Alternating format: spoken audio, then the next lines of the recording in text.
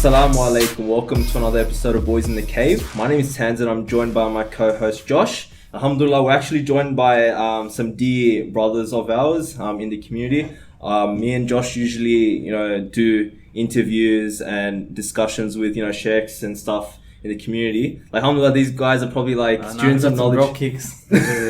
Probably students of knowledge on their own, right? But they've been close with us with Josh, I know for some time. Imran, more like older brothers, I'd say. More like you know them as like some of the OGs, the wise old. They have families and like, whereas we're just sort of trying to follow their tracks. Yeah, exactly. Because that reminds me, like, it's amazing. Like when you're Muslim and you go to the mosque and you build this connections with other brothers in the community where you might be really young, but like you're talking to brothers that are 28, they've married. Maybe some have divorced. I don't know. It's all a mixed bag. Wow.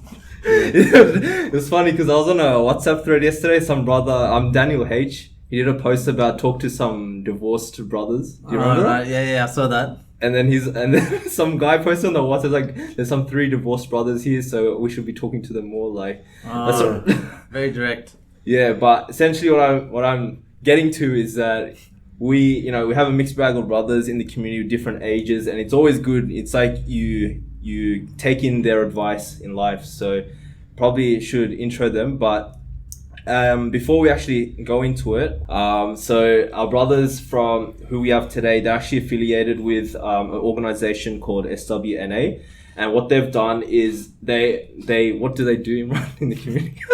Yeah, assalamu alaikum. So it's Imran. So I'm a member of SWMA. So it stands for Southwest Muslim Association. So what we do is we're a not-for-profit organization. We're not a charity organization, but that's one of our arms. So we do charity, we do events, and we also have an education arm. So the education arm is we don't provide any education, but we try to encourage the brothers in the community and the members to seek education opportunities. So one of our strongest arms, I guess, is, do I go into the whole meat of it? Nah, just... So basically it's a bunch of brothers. So it's like 25 members now, and we contribute monthly, and then we have goals in terms of charity, education, and events every year. And our goal is to basically empower the community and encourage the Muslim community in the Southwest area and grow outwards from that. But is it sort of like you provide a hub for everyone in that area to come to and sort of spend time together, do classes? Exactly. So yeah, in the Western world, I guess there's lots of distractions that you can the kids can get into. So we provide them in a nice environment, an Islamic environment where they can do, I guess, charity work, and they have a few leaders in the community that they can look up to and kind of like follow.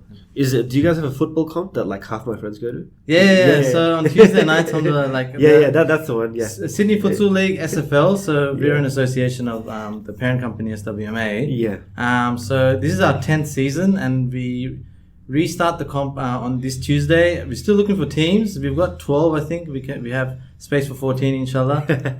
It's really good. Basically, very competitive comp. But we also take a break after 2 games to pray Isha together. We kind of drop everything and we pray Isha, which is pretty good. Like dawah. There's a lot of like non-Muslims there. Like I'm playing the comp, and then you see like these Muslim brothers, and then you see these like non-Muslims, but they kind of have to fit in, and they kind of have to stop kicking the ball around and sit down and watch us. A little bit of dawah, inshallah. But it's also like we can display our manners and good behavior. Yeah, we have rules around swearing and just misconduct and things like that. Why I bring up SWNA is because a lot of people, obviously, if they listen to our podcasts, they know that we ask for donations and all that. So SWNA, they're helping people in the community, and they've actually helped our podcast, giving monetary donations, alhamdulillah.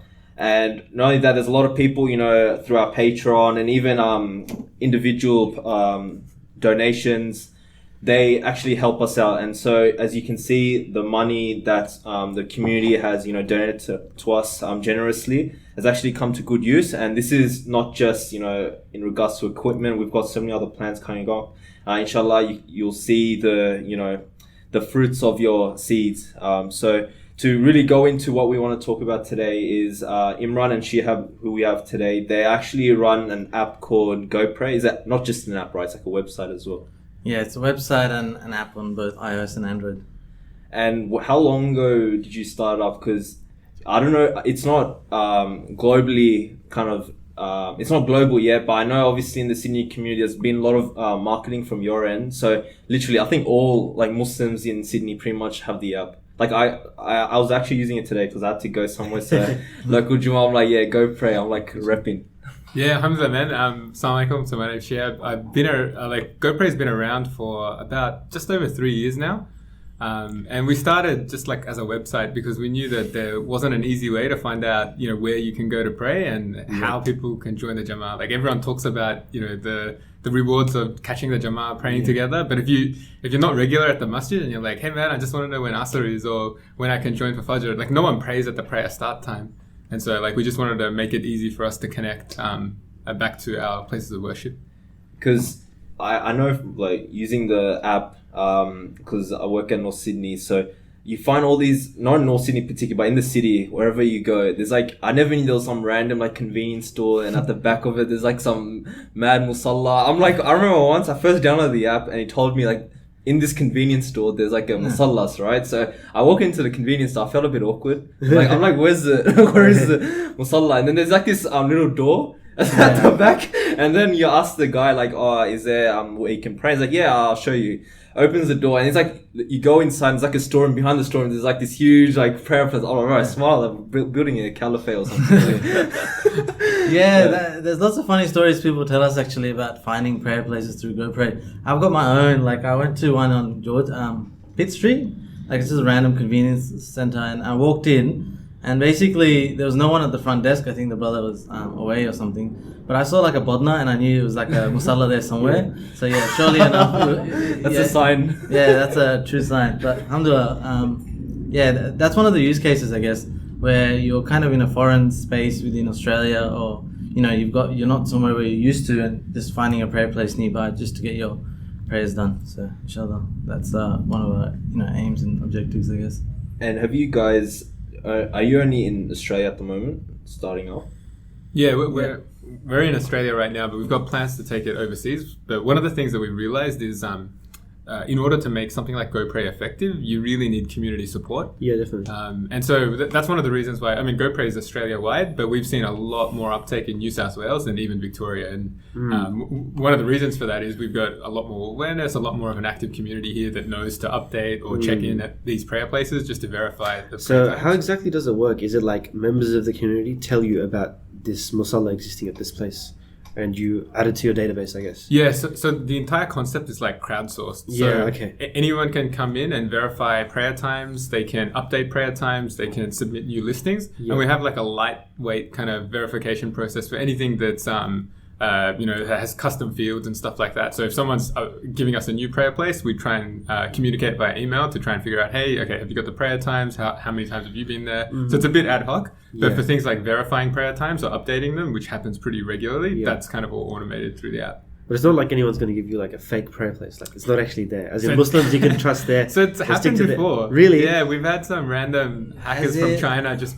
put in Right. spam. So yeah. And we get people that find our website and racial abuse things like as well. So we just have to filter it a little bit because when they add a new place, it's very easy. Before we used to let them do it to the website. And that's when we got a lot more spam because obviously to download an app is one more level of work. Step, yeah. Yeah, so basically they used to go on the website and just write abuse Muslims and things like that. So that's when we kind of realized we need to, vet it a little bit. I actually think that the app itself, like if you live in Sydney or even in Australia, like just literally download it and you can check out that, because a lot of apps, when it's like a Muslim oriented app, they think that, it's not going to be updated, especially with prayer places and musallas. And subhanAllah, like I use it pretty frequently, right? And it's literally verified. It literally has like verified 7 days ago, 3 days ago. So the timing is like insane. Like the Jummah prayers is always like the correct on GoPray. So when you can always like, it's very reliable. So it's very unique. I think it's like probably the only like proper Muslim app that's actually functioning in the community. But I want to ask you, how do you get that done? Like, how is that even possible? Like there's so many musalla places, right? Do you want to crack? I can crack. Yeah, have a go. Okay. You seem nervous. No, I'm not nervous. They're just different. I'm pretty passionate about it. It's on the edge of seat. So basically, alhamdulillah, it's a testament of the Ummah more than anything else. besides our work or whatever, it's basically shows that there's an active community in Australia that are praying and actively going and catching the Jamaat. And again, why we vet a lot of data is I think people like the consistency of the format and that it looks professional. So when people see that the times are actually correct, because that's crowdsourced, and the details are very consistent and it all makes sense, people think, it's a reliable thing as well. Like reliability plays a lot in the Muslim apps. Like you open an app, you'll be like, hey, everything is random and inconsistent. What we tried to do with a little bit more moderation and hard work is to get the data consistent and basically reaching out to our brothers in Australia to keep the app as updated as possible. Because the app is only as good as the Ummah kind of using it and the uptake of it and the accuracy of the data. So there was a lot of focus for us at the start, and Shihab kind of drove that. Initially, I just wanted it to be like an app that kind of you find places, but obviously under like the Jamaat is like the next level, and he's been pushing that a lot. So it's the testament of our Ummah really going to the prayer places and updating the app. So for the layman, are you saying that there's the option to kind of edit the times and you're relying on the community and the public to do that, or are you doing it yourselves? How does that specifics? Yeah, so it's crowdsourced, so they can update the prayer times from the app instantly. It'll update on the go instantly. Only like details like women's prayer places, whether there's no one updates that, but don't worry. No, I'm kidding. You'd be surprised how much time we spend and how much time away from our families we spent to update that. But yeah, people update that stuff because it's important. But how do you know it's accurate? That's the stuff we kind of rely on. You just have to trust them. Yeah, you have to trust them. As in like, most people won't have ill intention to say that there's a toilet facility and there isn't, that kind of stuff. But sorry. I was going to say a lot of the stuff. So one of the things we added was, and I know some people hate this, is you have to kind of log in either with Facebook or Google. Yeah. That's good. It is a bit of a friction when you get into the app, but if you wanted to make like a significant change, if we know that you're always sending us garbage data, then we can just block you. And so that's kind of how we do it. Well, we haven't had problems with anyone that like we can identify. You know what I mean? So people that do update genuinely want to help the Ummah. Does the app list anything besides prayer times, like say classes or something? Because I think that'd be another beneficial addition. Yeah, that's a very good point. So we've started listing facilities like classes that happen weekly or regularly. Yeah. But that unfortunately there hasn't been that much uptake. So there are a few places that do have regular classes and education capabilities. Most of that changes quite frequently, and so what we found is people just go to the Facebook or their website to find out the latest. Because it's definitely not as trackable as say like prayer times, which are quite consistent. Exactly. Classes start 12 weeks, they end, so you can't really keep track of all that. Yeah, as in it's a big ask just to update prayer times and facilities, and then on top of that the classes. But we do have a section that allows people to input the classes, so the more regular stuff they do get updated, and it does get used. And I see a lot of uncles like persistently like updating it, and I if I don't keep if our team doesn't keep it up to date, we get emails about it.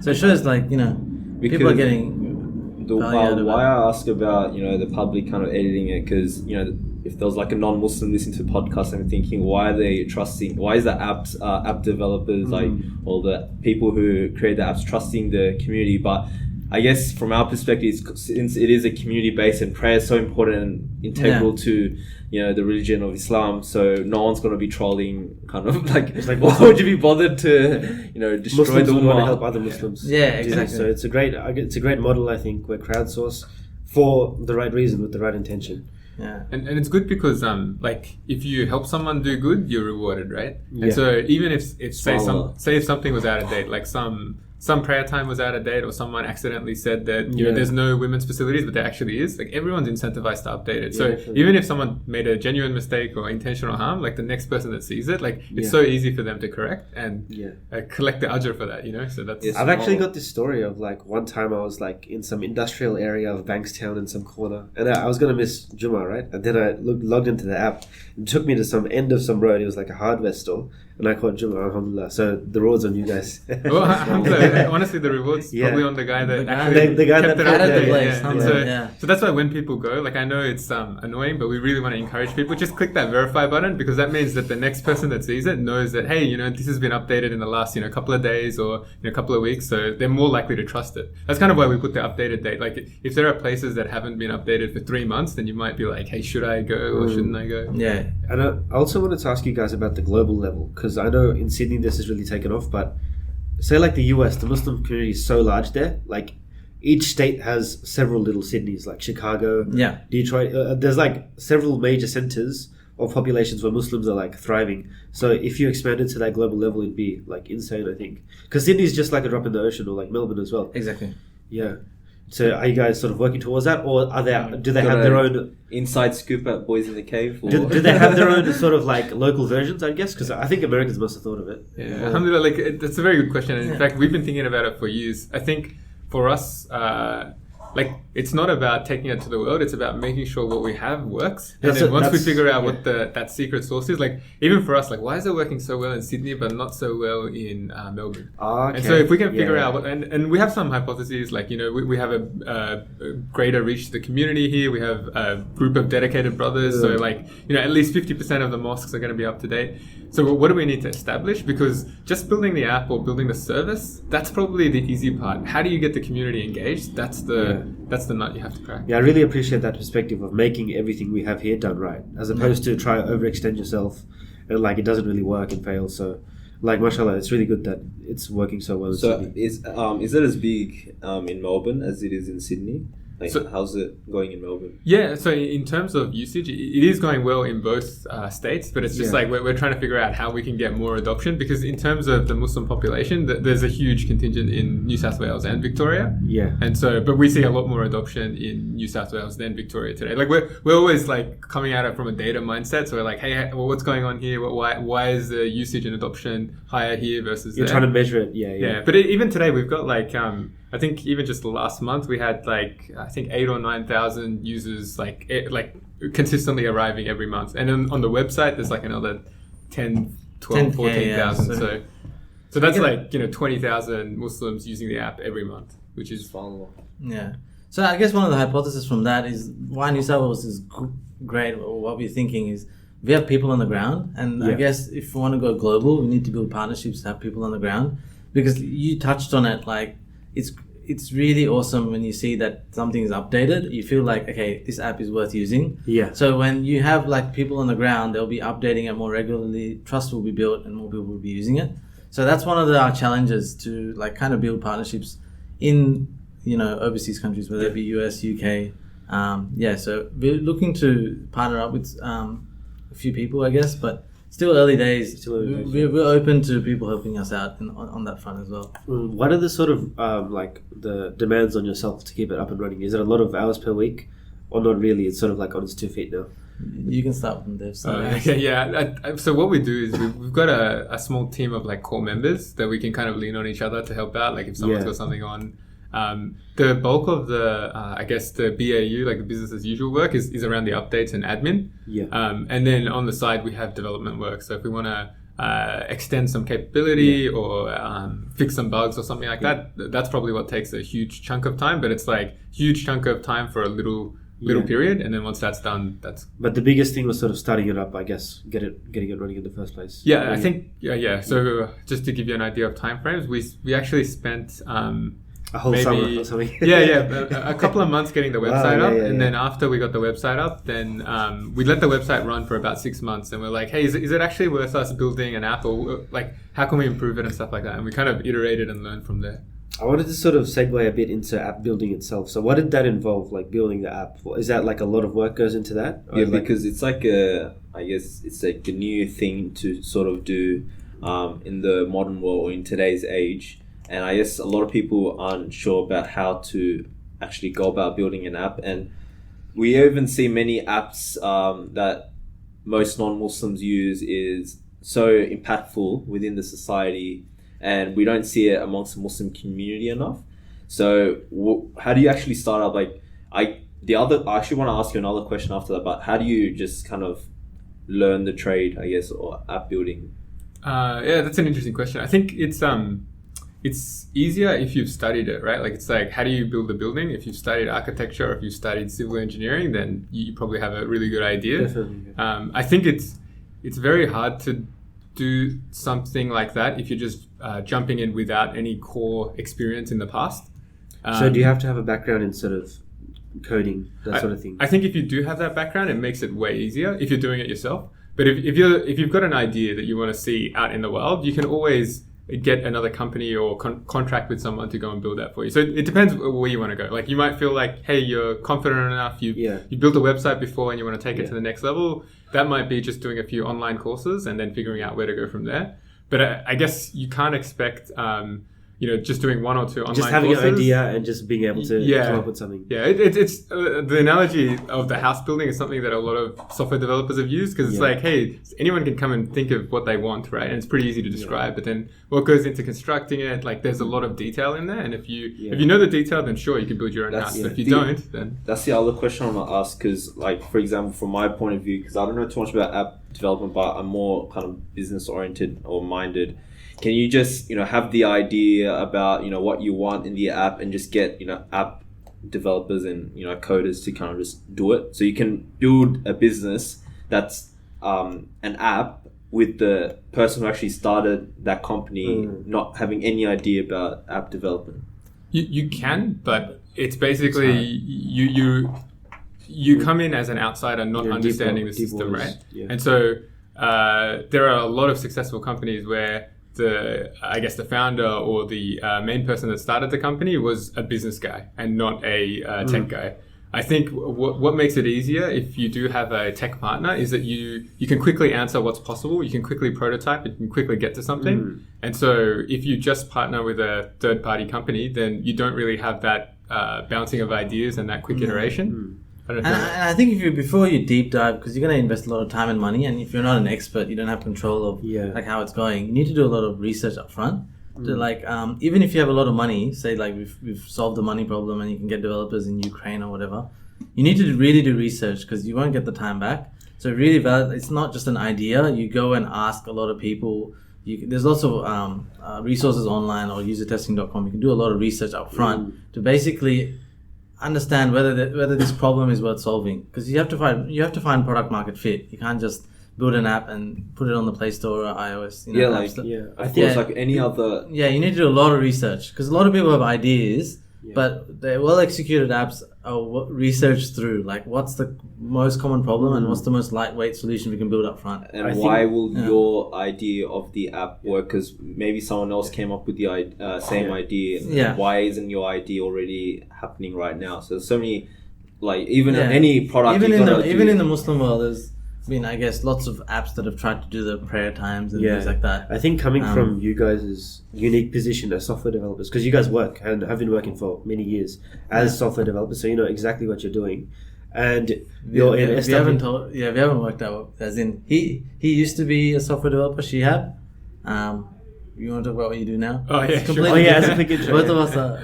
Okay, yeah. So I actually studied computer science, so like I do have a bit of a coding background, but I guess I haven't been doing that for the last maybe 6-7 years. So I switched into something similar called product management. And that's more about figuring out what to build, figuring out if there's product market fit. Like at work, for example, we have a team of developers, team of designers that we can work with to build something. And it's very different. Like, so one of the things we realize, and Imran's also a product manager, and one of the things we realize is it's so much easier when you have a team, but when you're trying to do something on the side, we're always taking shortcuts. And we know even though we want to build the best product, given our time commitments, given the resources we have, we're going to have to try and make the right trade-offs. And that's always a challenge, because we know that, for example, GoPro, we know it can be 20 times better, but we just have to figure out what's good enough. But that's what I mean. You guys come from that background where you know exactly how the app works, and you're placed within the Muslim community, so SWNA, and you know what the Ummah sort of needed at that point. Yeah. Did you see the sort of like the market space? Because it's not for profit, I guess, but it's like that there was a need in the community. But before we go further, why is it not for profit? Why not make some mullah out of it? We'll divert this question to Shihab Hamid. The shura came to a conclusion. He's a founder. I mean, if he wants to pay me, he'll have to decide. We wanted to make it clear from the get-go, right? Like, one of the things that I hate about apps is ads. And it kills it. subhanallah. Yeah. yeah, and I Oh, know, what do you- like, Yeah. no, alhamdulillah for us, like, I think we're in a situation where we wanted to, like, we formed this company called Digital Ummah, which is like the parent thing for GoPray, and so we already had a couple of apps that we built on the side for that. Like, we've got like a Quran app.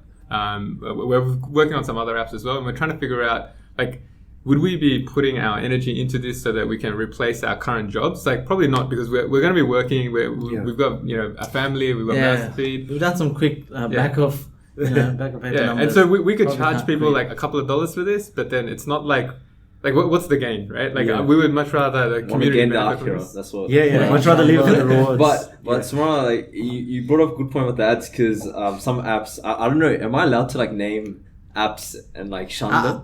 Is there like I was gonna straight up name one, but I guess Are we allowed to? I if don't you even can know. give an example, I'll just. How about say the name of the company backwards or something? Like, I don't even know. Anyways, funny. I'll say like criticism. a prayer time app, right? Not like it Yeah. locates places for you, but a prayer time app.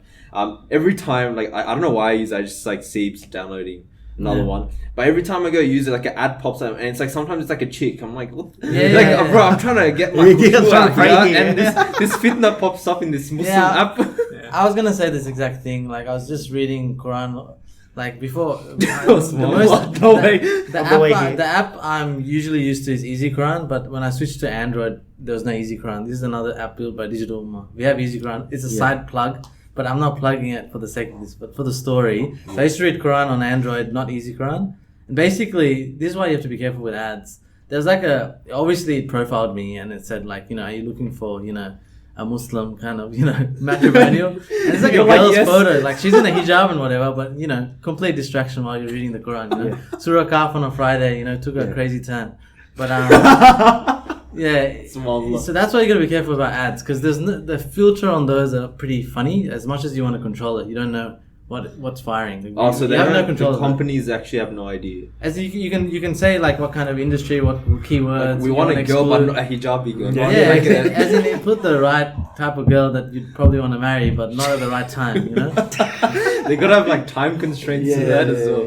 Yeah, it's complicated. Like again, it goes back to like Shihab, the founder of Digital Ummah. Like our intention was to gain the akhirah, and like there's no benefit in us getting a couple of dollars, and we're still gonna work our day job. So may as well make it free, make it easy for people to use, and really keep our focus on like gaining the akhirah. I think when money is involved, you can kind of divert left and right. That's Like we can obviously relate with to that with Boys in the Cave. Like a lot of expenses in this. Alhamdulillah, like the community is supporting. Like a lot of money is needed, but I'm sure from your end as well. Like a lot of money is needed. How do you kind of manage? You just pay out of your own kind of pocket, or You should answer this, Shihab.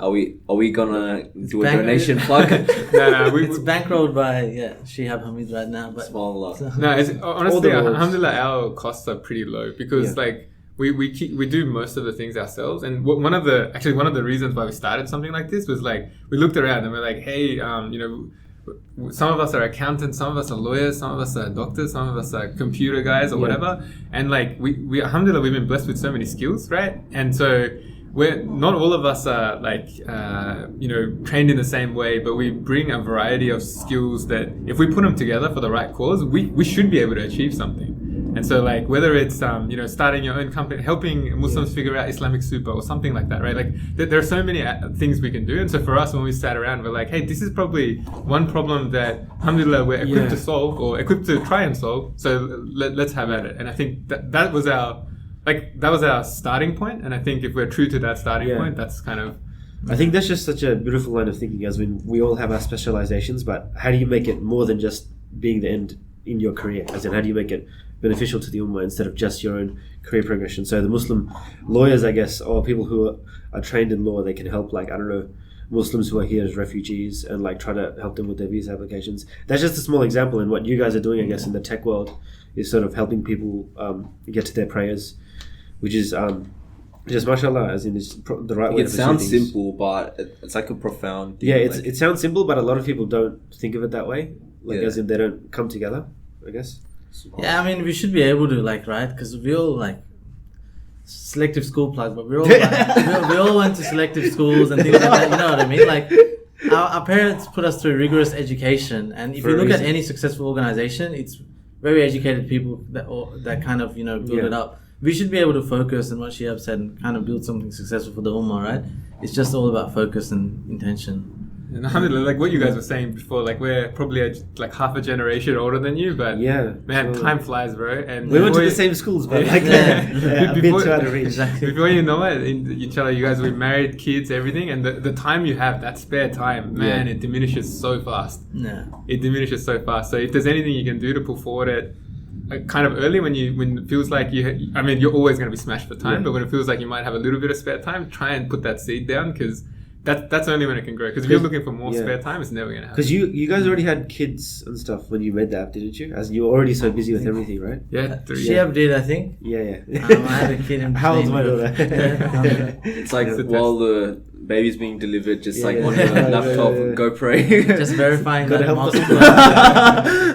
Nah. Alhamdulillah, like you guys are doing this on the side too. It's not Yeah. like you're getting paid for it. Yeah, it's, yeah. Yeah. It's the same Boys in sort the of cave, same thing. Alhamdulillah, yeah. Inshallah, we're trying to monetize this, Yeah. become millionaires. Like, Let's become billionaires. Like, yeah, there's the Akira, but we've got to make it. Like, No, there's nothing wrong with monetizing, by the way. I think it's like it's just a strategy that you use. So it depends what you're trying to go for. It depends like the product market fit. Like there are, alhamdulillah, like imagine if there was no monetization and Muslim producers, Muslim app developers had no way of monetizing, then they'd be like, okay, it's too hard. I got to do my day job and I can't do anything else. So Yeah. we're not trying to diss monetization at all. Yeah. Yeah. Like even for you guys, like for example, if you could make a lot of money off like GoPray, I don't know how like without the ads, but like let's just say you have like a lot of money from GoPray, like how wouldn't that would be more beneficial because you could probably like get rid of your day job. I don't know, maybe you love your day jobs a lot. No, I don't know if you're a worker we- at your We, work. we sort of did the maths, Yeah. and Doesn't work out. No, and we not made, just with GoPro. No, we Yeah. made the call early on because we didn't want a conflict of interest. We're like, okay, why are we building this app? Is it for money or is it for like potential reward? We're like, no, it's for potential reward. That's like black and white. And then after you make that decision, you don't have to revisit it. It's That's a done. good point. Because if Yeah.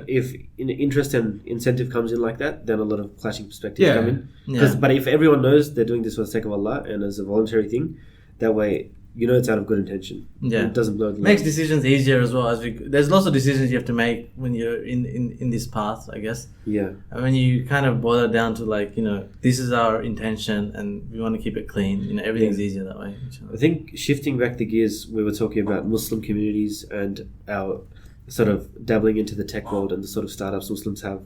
Do you guys feel like Muslims are innovating enough? As in, is there enough being done by Muslims? What have you seen examples in the world of like startups that have worked, sort of thing? Tech, Because just being specifically, all in that world, because we're Yeah. not really from the tech world. Both of us It's are from disappointing. both of us are from the tech industry, so I guess a lot more will come out of, I guess, Israel than the Muslim world. I'm Because they not have the kidding. money. Yeah, Fiverr, yeah. Oh, like I know, There's a lot. There's a lot. it's insane, right? Muslims could be doing a lot, I guess. Is and the I- aid from America used? Because Israel like insane in tech, but I don't They're- know how. they're Is it really- because they use the American aid money or like? No, I think they're very smart people when they see an opportunity there as well. The They're just industry really just good. Even developed. Waze, that's from Israel as well. The app, the Oh, Google I'm Maps gonna stop brought out. using that. There's tons. It's just like you can achieve whatever if you're focused. With Muslims, I think we'll get there. With Dubai, I think, and Qatar, they're kind of helping out in that sense. They're funding a lot of startups, and a lot of things are coming out of Dubai lately. It's about finding that time. I think Muslims, it's not our fault. We focus a lot on families, and Yeah. there's a lot of things that it's not getting in the way. It's like would you rather build? It's like priorities. Would you rather learn the Quran or like would you build an app? Like there's a lot of things like that come into That's our a good lives point, as well. We're not as commercially focused as we should be, and we can be, I guess, inshallah. But it's not a bad thing that we're not innovating. But a lot can be done, and there's a lot of opportunities out there. It's just completely untapped still, I would say. As in, it's just If beginning you to just be look at the done. quality of apps on any of the app stores, Yeah. it's pretty low quality, right?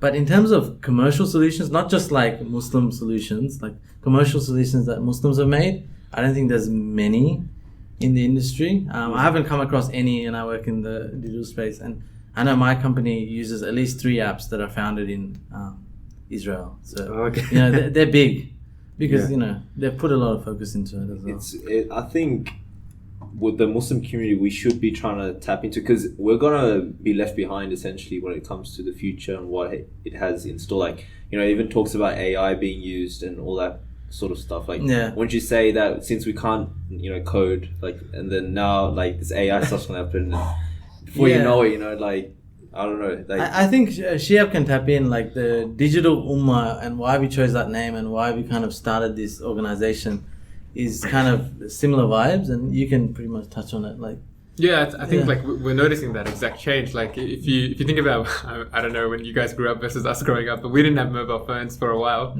or at least not in high school, did. right? That's why we're not as smart as you guys. So I think like imagine it for our kids, right? Like like my kids growing up saying, "Okay, Google," like, it's quite different, right? It's like lol in person. And you fast forward that by another, say, 10, 20 years, like things are changing. And if we're, we don't have to be on top of it, but if we're aware of the changes that are happening, and if we like, imagine if you could say, "Okay, Google, when do I need to leave to catch the next Jama?" And it like figures it out. Like, it's not rocket science. It's all this stuff's possible, but like these are some of the things that we could try and get ahead of.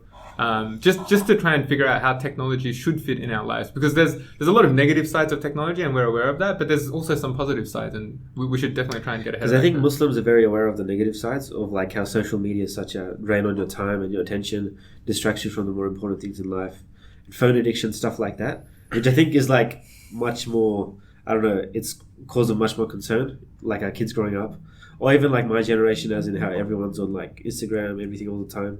It's causing such detriment, but I guess you guys are trying to like open up like a different avenue to sort of like how technology can help us in a way.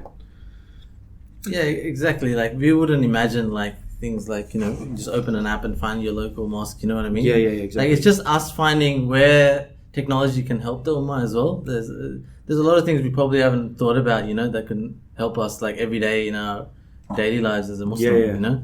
I think we'll get there, as in the new generation will be more tech averse, and inshallah, you know, they have the iman, you know, to kind of strive for, you know, tech solutions as well. It's just we need to take the step, and I guess Digital Ummah is trying that, and there's a lot of organizations that are trying to go that direction. I've actually got a close friend of mine. He's doing a PhD in mathematics, and he's at like the forefront of machine learning in Australia. Yeah. He works at CSIRO in the ATP Technology Park right here in Redfern, and he like turned down a scholarship from Oxford. He's staying in Australia, and he's like very keenly aware that like if he moved to America, he could make like triple digits easy. Yeah, but he's sort of staying in Australia, and he was telling me is like the knowledge he comes up with, the Australian government owns, because if he comes up with some progress in machine learning, where like he makes some crazy robot, like some AI that can like, I don't know, advances military technology, that the government wants to own it instead of like him outsourcing it and selling his skills elsewhere. So it's like technology, like knowledge is very important in a certain sense. Yeah.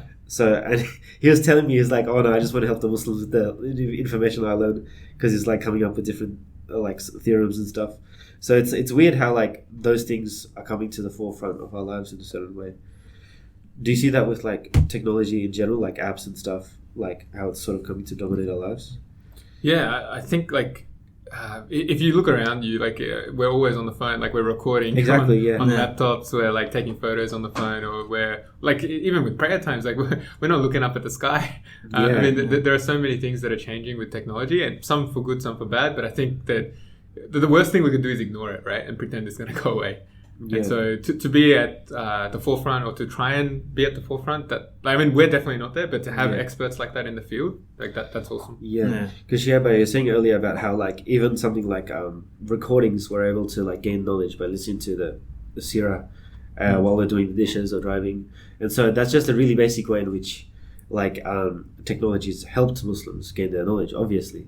And so we want to just open up avenues in different ways, like you guys are doing. Yeah, and honestly, like if you think about it, it's not really the technology that's making a huge difference. Like you guys spending the time to talk to sheikhs, like technology is not doing that. Like that's you guys spending time, and like even with GoPray, like people taking the time to verify a place. Sure, it takes them a couple of seconds, but the fact that they're doing it, that's what's perpetuating it forward. Like technology is almost like an enabler. It doesn't actually like a medium. It doesn't actually push things forward. It's all the stuff you do on top of technology that pushes it forward. Yeah, technology kind of propagates it and scales it up, but it still requires human effort to kind of create that value, I guess. Yeah, definitely. I just feel like we have so many issues in the Ummah just in general, and a lot of it can be solved by having that sound knowledge about technology in general. And I feel that's where we're lagging, and I feel you can say that it is also a distraction to some extent. Like we do use technology, but I guess it's not, fruitful or for the sake of the Ummah. But in general, what do you see the direction heading in terms of using technology? Like you mentioned, Dubai and all that stuff, but I'm talking more like general point. Like, is there actual like hope that, there'll be Muslim app developers from the West kind of coming out and providing solutions? Or is we also have, issues like, for example, loans, finances, all this stuff. Like it's so problematic, right? Because I did the biggest mistake studying finance at uni because it's like all haram, right? So like, technology, there's a lot of things that we can utilize and solve a lot of issues, but what do you see in general, like direction of technology? You want to go first? Oh, you can take this. It depends in what context you're asking. Like, in terms of technology, it's here to stay, and it's gonna amp up. Like, even if you look at both our kids, inshallah, like they won't be driving. like automated cars. Like, as in, you guys know that for a fact? 100%. 100%. Okay. Oh, really? Like to us common people, we're like, whoa. There's like, inshallah, like 17 years Inshallah. on. I don't know if I want to say inshallah, but yeah. Like 17 years on, like when they actually have to drive, like, Tesla's already partway through this. So like we have to embrace it, and technology is going to come more and more into our lives. But it's just like, in terms of the Muslim world, we just have to find opportunities where we can find the good in it. Yeah. I think because, there's a lot of bad, but there's a lot of good that can be achieved as well. Just like you guys are interviewing like Sheikh Omar Al-Banna or whatever, right? I can't make the time to go and listen to him every Thursday, but I can turn on a podcast while I'm driving my daughter from home. You know what I mean? From my mom's place to my place. Like all these little things, like technology enables. And if you embrace it, if you guys thought, what's the point? No one's gonna listen to a podcast. Look at your subscribers now, alhamdulillah, and all these guys that are listening avidly. So you have to embrace it, and you have to see as a parent, I guess as well, you have to know the negatives of it. If you ignore it, the negatives will bite you in the ass. Oh, is this censored? I think it's G-rated already. That's definitely means a donkey. You know what I mean? If you know technology and you're kind of forthcoming with it, you know what to block. Yeah. And Shihab's probably the most risk averse because he knows the most. You know what I mean? So like you have to embrace it, and technology is here to stay. So if Muslims find the opportunity, it's great. Like, you know what I mean? It will just help everyone. Like you said, you found a prayer place. I read Quran on the train. You know what I mean? I'm not putting a Quran in my bag every day. Even a simple Quran app helps everyone, every day. Do you think it's like an investment problem as well, in regards to having companies that can help them in a technological? No, I think Dubai's got billions and billions of dollars to spend, and they're looking to spend. And I'm reading up lots of articles where they're looking for people that are solving problems for the Ummah. It's just there hasn't been enough people standing up. Recently, you'd see Muslim Pro, the app. They got funding from a Dubai. Is it an award that they win? Yeah. They won an award, and there's lot of things that are coming out of the Middle East. It's just someone has to stand up and kind of, set the benchmark and, really target like things that can help the Muslim. Investment isn't the problem, man. Like we're in like the oil is, they're ready to invest. They know money is like the oil is running out. They know tech is the next big thing, and they have money to kind of equip people to go and solve problems. I heard, I read recently that Saudi Arabia invested like heaps into, I don't know if it's startup companies, but I know it's companies like Slack in America and Silicon Valley. So that's what MBS did, like very topical. I guess MBS went like billions of dollars in billions Slack, of dollars and in then America, these other ones, they know like they have a resource which is finite, and tech is like the next big thing. They're clever that way, so. Yeah. But they're willing to invest in Muslim companies as well. Like, if you look at their dossiers, they're keen to invest in people that are kind of, we need to step up, inshallah. Like, I think this gen and the next gen, they can definitely do it. It's just, we need to focus, It's a lot of sacrifice as well. I know Shihab and not myself as much, but the other brothers in the group, they spend a lot of their weeknights, sacrificing their times with their wives and their kids to just do the updates. And you said you spend like 4 or 5 hours editing. That's time away from your parents. Yeah. You're not married yet, I'm guessing. Yeah. So you know what I mean? It will need a bit of sacrifice, inshallah, and you're doing it for the akhirah, so What would you say that because we're talking kind of hypotheticals, like, oh, we need to do this and we need to do that. Yeah.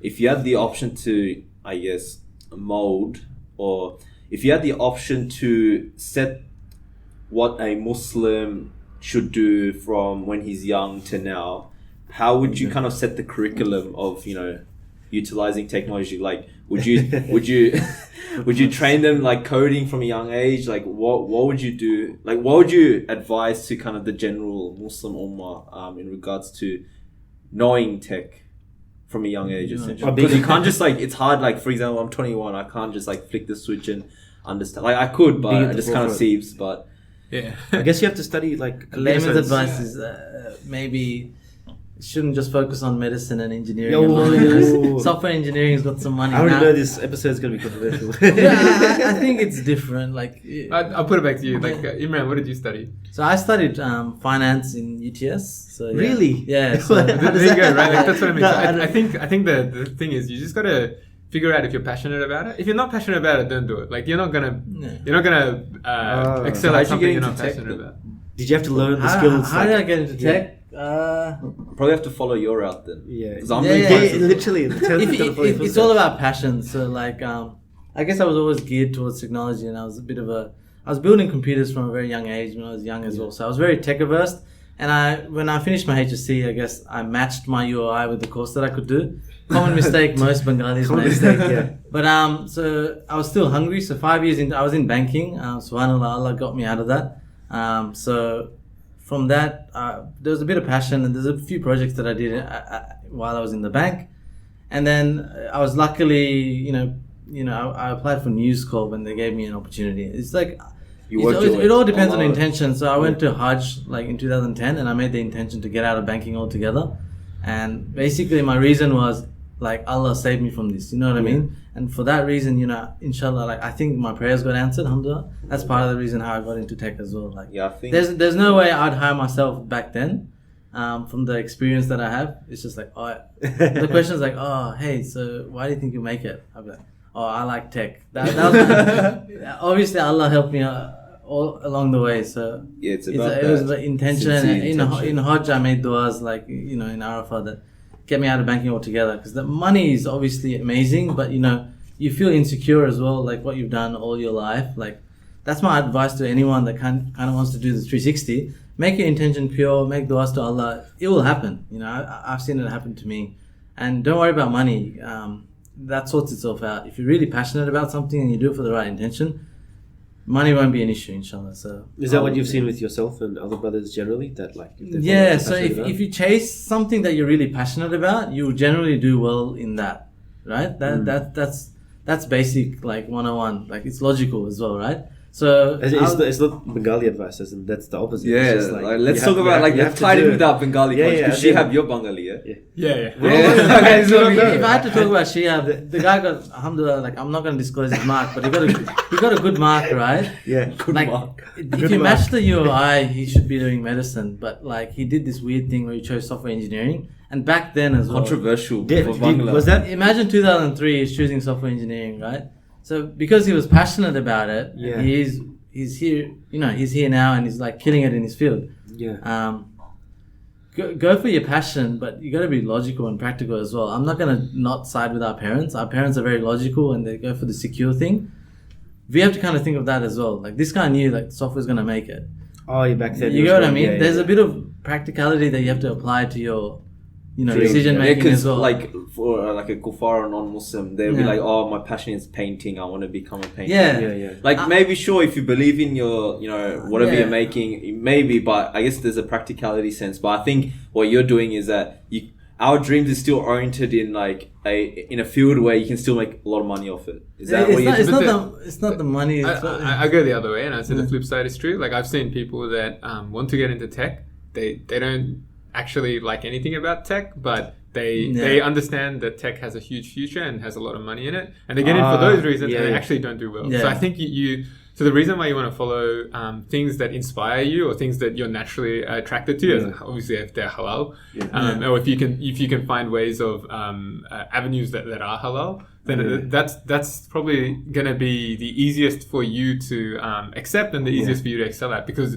naturally in your spare time you might be looking up how to build apps, and when apps aren't prominent yet, or you might be looking at, like, if you're interested in finance, you might be looking at what are the halal ways of doing financing, even though that's not part of your course, right? You know what I mean? So you're saying you have to be passionate for passion's sake instead of for money's sake. I think it makes it easier. You don't have to be, but it makes it easier. easier.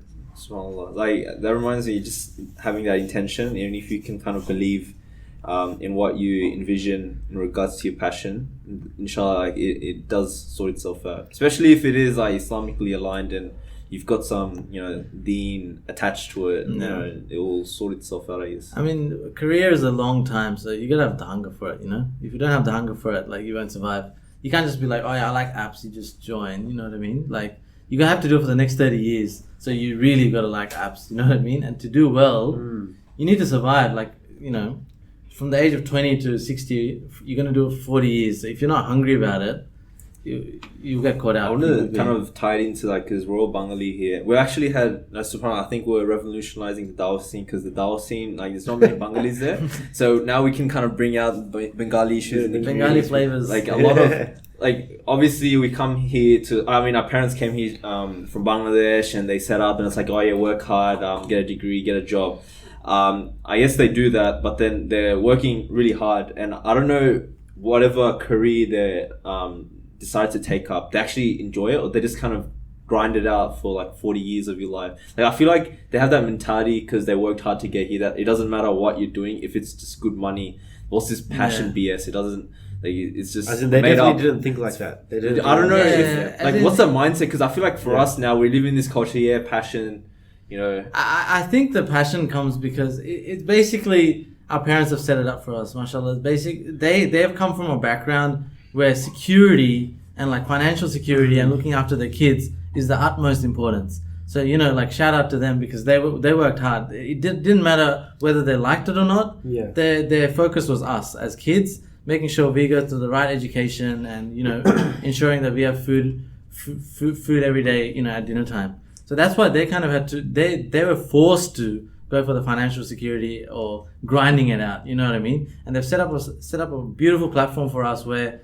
even if we lose our jobs, we can go back home to them, you know what I mean? That's why we can be a bit more arty and be more passionate, because they've set it up for us.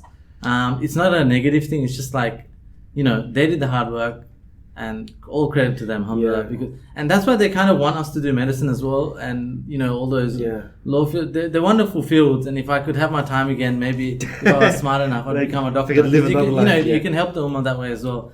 But they want security for us, because that's all they've been geared to kind of learn. They don't want us to fail, so that's their intention for us studying is like, I don't want to see my kids struggle. I don't want to the stuff that I struggled with. I don't want my kid to have that. And that's where, I get really strong when people are like, there's a lot of WhatsApp threads, where kids are like, oh man, my parents are telling me this. They're usually advising for your security. And obviously you shouldn't choose a career that will make you depressed or whatever, but you should understand where they're coming from, and then, kind of trying to explain to them what you're passionate about. And, inshallah. I definitely understand that perspective in a way, even personally, because, like, I chose to do arts, which is completely different. It's like literature, philosophy, history, and I'm afforded that opportunity because of our parents. We're now in a first world country. My parents have grown it out.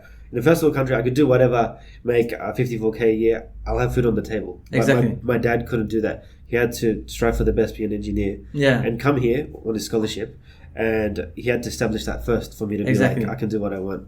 So I definitely appreciate, like, what they want, but it's more like, I know I can also succeed, inshallah, by saying what I'm passionate about. My only issue with, like, not with your particular case, but I'm saying in general, where Bengalis come from Bangladesh and they're so fixated on dunya, is that deen is just, like, lost. Like, I think that within even Bengali community where, just practicing the deen is like, it's going away. It's not there. It's compared to other Muslim communities. Like, what's your experiences? I've talked a lot on this. I'm pretty passionate about it. But Now it's time to, like, blast our parents instead of, like... No. You want to talk? No, I don't want to say anything. Not on the No, No, no, as in, I'm not going to be negative. I have good things to say. Yeah, I was gonna say, dude, like, look at us, right? Like, as in, alhamdulillah, like We're the fruits of our yeah, parents, exactly. Yeah. So if we think that our community isn't doing it right or something like that, like, sure, like, we've got downsides and stuff like that, but there are aspects of the things that they've done, alhamdulillah, and the things that they've set up for us Yeah. as a community at large. Like the fact that, for example, me and Imran, like we probably wouldn't have hung out if there wasn't this concept of let's go dawat, let's go dawat and hang out, and we'd be like two dorks, like, do you want to kick a ball? Oh yeah, let's go kick a ball. Yeah, you want to have some more, tandoori chicken or something Yeah. like that. Lower your gaze, Shihab. Yeah. It's like the sisters there. Nah.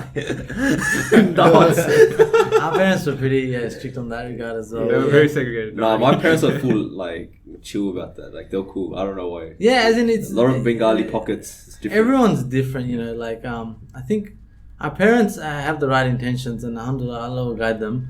And like for my background, and I think Shihab's background as well, like our parents tried their best to be as Islamic as possible in that context, alhamdulillah. And they they can only do so much, and a lot comes with careers. You might be saying, hey, they want me to do maybe banking over like something that I'm more passionate about. That's Halal my versus issue, haram. literally. But yeah. Yeah, and it comes down to like,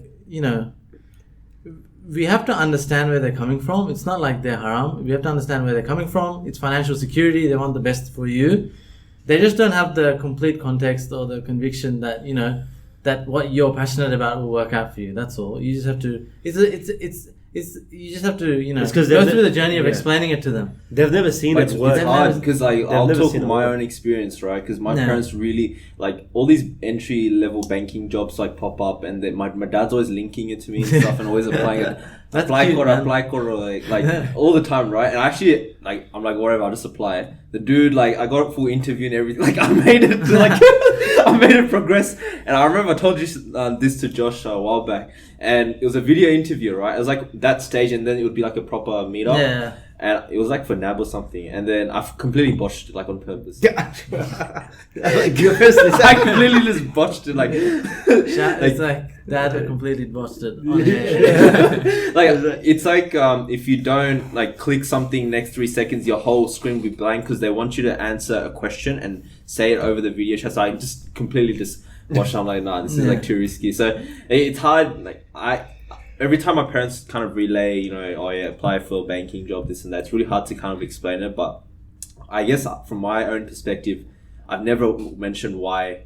You have to mention the why. But I don't know how to, like, it's gonna, because they already think I'm like extremist or like I'm gonna give up the dunya for. If you struggle to explain the why for like what you're passionate about, you're gonna struggle to like, when it comes to marriage, you're like, hey, I'm 30 now, Dad, can you find me a wife? That conversation is gonna be even harder for you. This is easy, this career conversation. You just need to. But how? Wait. You need to articulate the why to yourself first and be convicted that you want to go change the direction from finance to whatever you want to do. You have to explain your logic. You need be to like, know yourself why you want to change. You have And to be then you like- can convince your parents. You know what I mean? You can't just be like, oh yeah, you can, but they'll never fully appreciate it. Oh, it's haram. Why are you going for haram? If you attack them personally, they'll never understand it. Yeah. You need to be like, hey, I pray 5 times a day. It's not aligned with what I want to do. I'm praying, but I'm going to a bank, right? And I found this other passion, inshallah. These are the careers that are possible on seek.com. There's lots of jobs. You kind of have to break it down and keep it really simple for them. And then put in the hard work to get that job to show them that there is an opportunity there, inshallah. You just have to break I had to do the same, man. Like, Yeah. I was in like pretty much investment banking, right? Investment, really. So 360 from there, like pretty much. Bro, then you've been racking it in as well. As a Let's parent, not get all into over that. it's not even. It's all donated. It's all okay. Because I looked into that crypto, like, when I was in year 12, like, it was super enticing. As in, my parents didn't know how much I earned or whatever, so they never cared about the money. They were just worried that they thought it was like a quarter life crisis, right? Yeah. But I really explained it to them that, like, this is the right direction to go because you've always seen me passionate in this field, and these are the steps I'm going to take. So I was going to do a business, I was going to go back to uni, study, masters in IT or something. I was getting advice from Shihab, and he helped me a lot on this journey. Yeah. So you just have to really articulate and convince yourself that this switch is the right direction, right? I'm saying you should move from finance or whatever because it's haram, but you need to really articulate to your parents why you're going and have a proper, stab at like where you want to be. How do Yeah, they work? as in Yeah. if they like Boys in the Cave, brilliant, I love it. But if they just see you do Boys in the Cave and they just see, hey, this guy doesn't want to do finance, just do Boys in the Cave, this thing will become hard for you to run. Yeah. As in they'll make Boys in the Cave. Like it's difficult. already hard enough to Yeah. run. As in, that's just how it is. Became a mental. And our obsession. parents have the right intention. Yeah. They always they just look I for wanted to ask you, security. about how did that process work? So, did you realize over the course of your work in banking that this isn't the right thing? This is wrong. Was it like awareness coming over you? Oh man, this is becoming an interview. No. As in just as in like. Sorry, subscribers. Yeah. As in, like basically when I did HSC, I just went for whatever matched Yeah, my, you go for my whatever, course. yeah. I had a co-op degree from there, which basically just gave me a job. Yeah. And then from Oh, there, so you like got straight co-op. yeah, so I'm a Small. bachelor accounting student. So Yeah. from there, like hanging with brothers like Shihab and my brother and that community, I realized like Islam is like the core focus for us as individuals. You know what I mean? And then I looked at where am I 5 days of the week? I'm at a bank.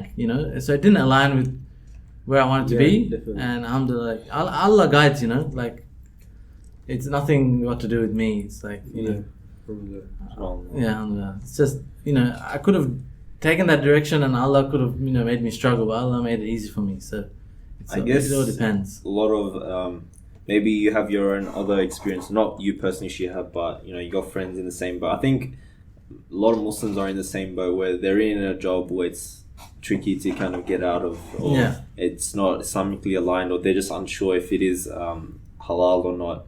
And there is that opportunity. It kind of ties in with tech that you gotta look and plan out. I think from my own experience, and even this is advice for myself, that you have to really, it comes down to intention. You gotta really know that if you're doing this, are you really properly gonna do it, or are you just half kind of doing it? Like, are you really wanting to be successful in a career, a certain career, or just in career in general? You want to set yourself up, because I think people like to complain a lot, but they don't really get it done, or they don't plan to really be successful. And I think Imran, you explained yourself that you just need to really plan it out and really get advice from others and work towards it, because if you really believe it in your heart and you have the real intention, inshallah, if it is Islamically aligned as well, Allah provides and will open doors. Like even with Boys in the Cave, I remember starting out, like, it's getting a bit deep, but I think some tears are running down my eyes.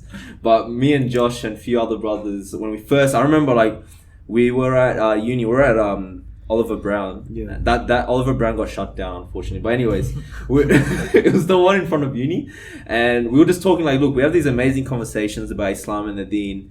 I'm not saying we're experts in the field, but it's about having that conversation out there. We can let's bring it to the podcast platform, because it is growing, and just having that intention. I think we were just like pure. We were just like, let's just give it a shot, and then the doors that opened, like subhanallah, like from places you've never expected in your life, like. It's like, for example, the One Path brothers. They lived in Sydney and they started in Sydney for a long time, but I never met them. But suddenly I'm bumping into them. I applied for this volunteer role for them online. It's like they had like 1,000 applicants, and somehow I picked me like 10 people, and I was like, I was doing Boys in the Cave at that time, so I had the opportunity to talk to Kamal Saleh and the CEO.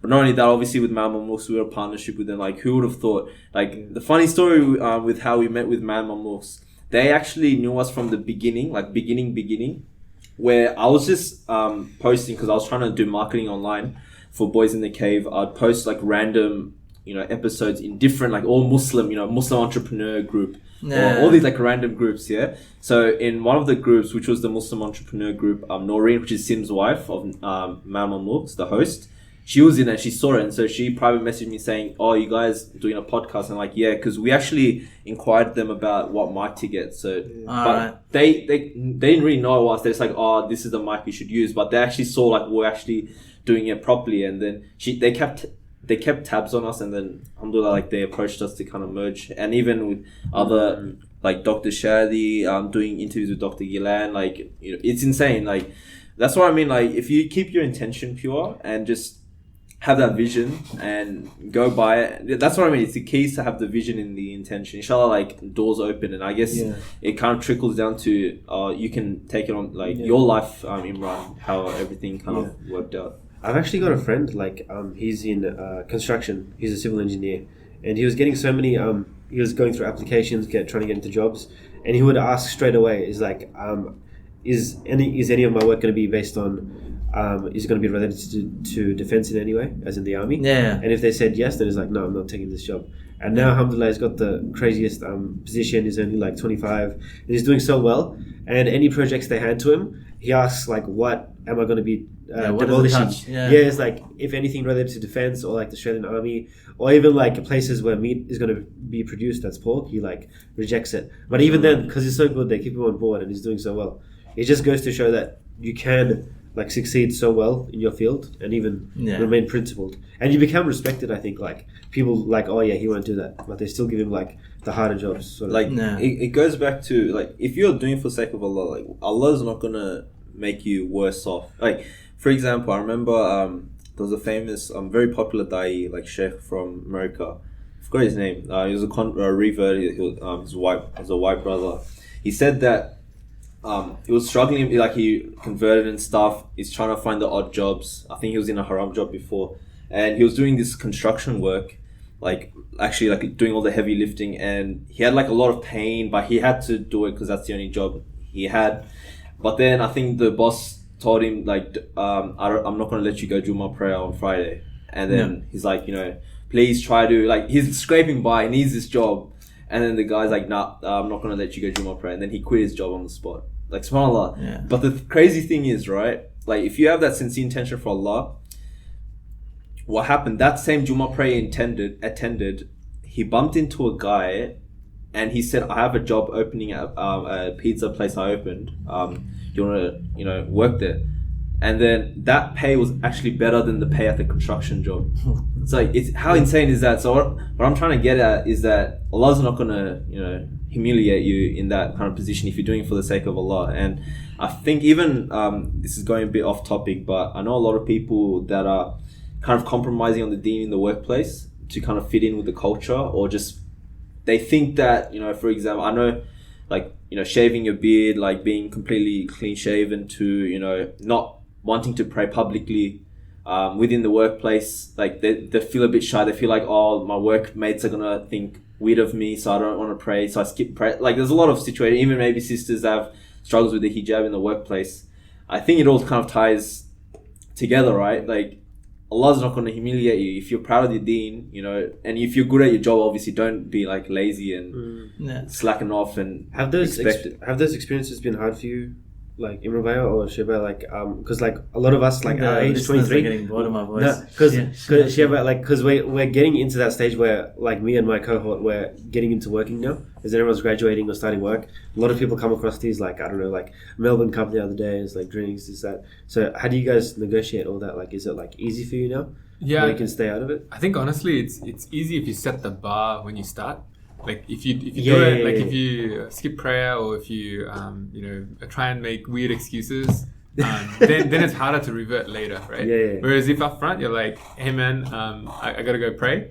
Like, when I say that, especially if you work at a tech company or if you work anywhere really where they expect you to, where atheism or is the norm, and if you do something, like if you have some belief, then they think that you're crazy somewhat. Like, they don't want to say it, right? Like, but they'll be like, hey, this guy, like, he seems logical in everything else, but why is he praying? Like, that doesn't add up. Like, that's not a logical thing to do. It's actually like low-key dawah in a sense. Like, it gets them thinking, like, this guy's pretty top-notch at his job. Like, why is he going praying? Like, this, why is he a bit different? But he's the same as us, but he's a bit different. Like, yeah, but it like, to what you were saying earlier, if you don't make it clear cut up front, like later on, then it's just going to be like, oh, so you didn't hang out with us because you didn't want to eat, like, you could only eat halal food, or you didn't want to. So like, if you just say up front, look, this is what I can do, this is what I can't do, then you've set the bar.